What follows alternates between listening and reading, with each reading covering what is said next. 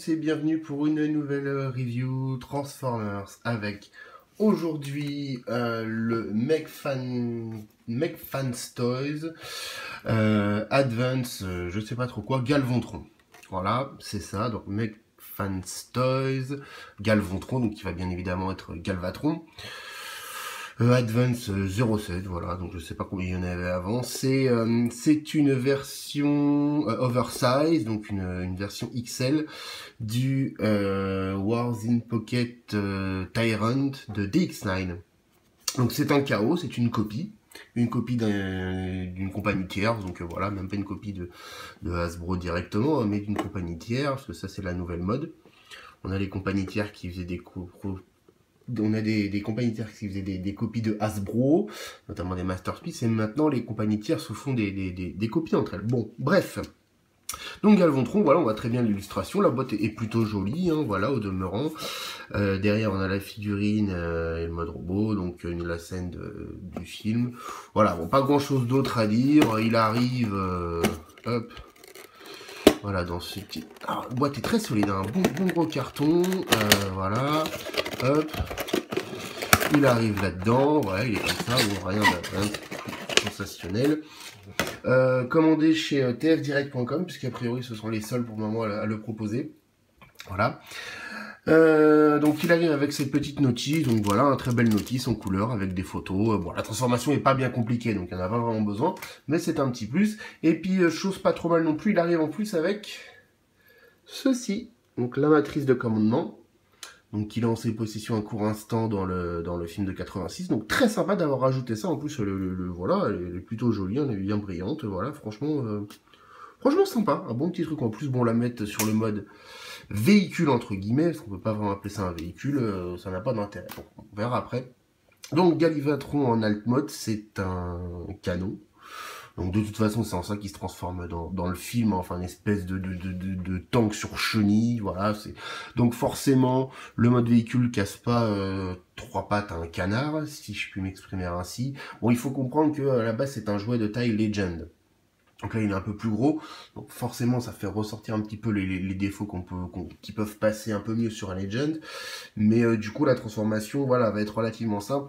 Et en l'occurrence, voilà, on voit très bien le canon. Bon, l'arrière, on a les jambes, voilà, il n'y a rien de sensationnel encore une fois. Mais voilà, on reconnaît bien l'alt mode de Galvatron, donc pas trop de soucis là-dessus. Voilà, on va passer à la transformation, donc, comme je vous l'ai dit, qui va être très très simple. On va commencer par déplier les jambes. Donc là, c'est les genoux, et vous avez un pivot là, donc qui pas vraiment du ratchet, mais ça tient bien, hein, voilà, vous voyez ça, hop, ça tient bien les pieds, comme ceci. Ensuite, vous allez donc faire pivoter ces deux parties là, comme ceci. On va déplier ça. Alors, j'avais oublié ces petites parties-là. Voilà. On pousse là. Ça va faire sortir la tête en même temps que ça va faire reculer ça. On pivote le bassin, 180. Les bras sont là. On les met en place. J'ai rajouté un petit logo Decepticon là, hein, qui traînait chez moi. Hop, le canon, on va le mettre sur le bras. Hop. Et voilà, notre Galvatron en mode robot. Voilà, donc comme je vous l'ai dit, transformation très très simple, il tient bien debout, hop, voilà, voilà. Alors, notre Galvatron, donc Galvontron ici, en mode robot, très sympathique, pratiquement le même que celui de DX9, mais donc comme je vous l'ai dit, en un peu plus gros, puisque c'est de l'oversize. Alors, bah voilà, c'est Galvatron, hein, plutôt fidèle, voilà, pas grand chose à redire, on le reconnaît bien. Les couleurs sont plutôt pas mal, il y a quand même du chrome au niveau des cuisses, le gris plutôt métallisé au niveau des mains, la tête également est plutôt réussie, même si les traits sont un peu grossiers, puisqu'encore une fois, c'est censé être du Legend Class.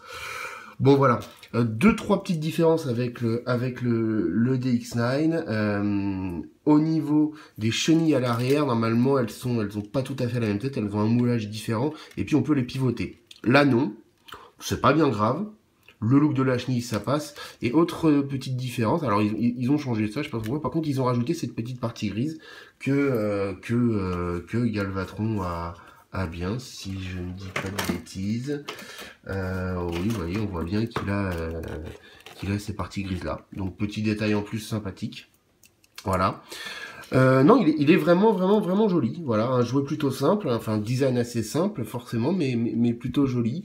En termes d'articulation, c'est du ball joint un peu partout, hein, voilà. Donc là, au niveau des bras, la tête, elle tourne, voilà. Rien à signaler. Deux articulations très, très, très, très bonnes pour du KO. Les épaules, ça va, ça tient. Les autres sont très très raides au niveau des genoux, notamment.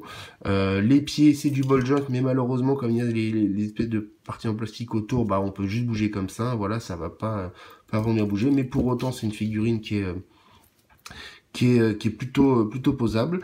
Un point sur le plastique.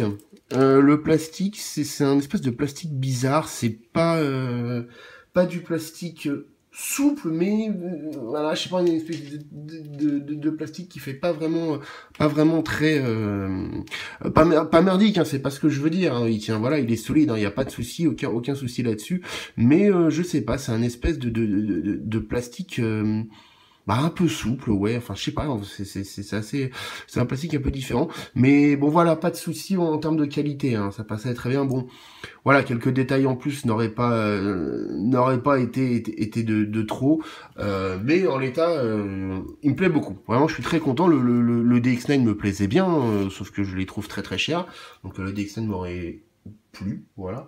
Au demeurant, j'ai pris celui-là. Alors, niveau de taille, quand je vous le dis, c'est de l'oversize, donc voilà, par rapport à un Legend Class. Il devrait être grosso modo de cette taille-là. Donc là, on voit il est quand même plus grand, mais pas autant qu'un Deluxe, hein. Voilà, si je mets un Deluxe à côté, voilà, on voit que bah il y a encore du beau. Donc c'est une espèce de taille un peu bâtard, un peu intermédiaire, qui va malheureusement pas aller avec grand-chose. Et ça peut poser problème à certains. Juste pour vous dire que moi j'ai pris celui-ci parce que je l'ai pris, il est à un prix dérisoire. Il est à 9$. Donc même pas 10 euros, à rajouter à ça 5 euros de frais de port, donc très sincèrement, là où DX9 vous vendez le coffret de 2 pour cher, hein, pour au moins 40 euros si je dis pas de conneries, donc une figurine plus grande, nettement moins chère, bon en plus, voilà, il y a ce petit détail en plus, il y a la petite matrice en plus. Donc vraiment une belle figurine, je suis très content de l'avoir. En Galvatron, j'avais que le vieux Universe là, qui se transforme en tank, qui est très bordélique. Donc sincèrement, je suis très content d'avoir pris cette figurine. Honnêtement, pour le prix, si la taille vous dérange pas, n'hésitez pas, vous serez franchement pas déçus. Ça fait un beau Galvatron. C'est un beau Galvatron, je reconnais bien. Voilà, honnêtement, rapport qualité-prix, c'est du béton, il n'y a pas trop de soucis. On va revenir donc en mode véhicule entre guillemets, enfin en alt mode, hein. Voilà, c'est pas plus compliqué que ça ne l'a été pour le mettre en mode robot. Donc les bras, on les repris complètement. Hop, non, c'est juste comme ça, tac. On va venir sortir ça, pivoter, tac. Les parties grises, on écarte. Hop. Le canon dans ce sens-là. Alors moi j'aime bien retourner ces parties grises-là pour venir un petit peu combler ce vide. Et puis les pieds, là, hop, on plie là, et une espèce de petite tablette là à venir clipser comme ceci. Pas toujours évident de trouver la bonne position pour que ça tienne bien. C'est pas bien dramatique, mais voilà, ça a tendance un petit peu à ressortir. Hop. Voilà, quand on a bien trouvé le truc. Hop, bon, ça fera l'affaire. Après, le tout, c'est de le mettre en position correcte. Voilà, hop. Plus ou moins droit. Et voilà, retour en mode star.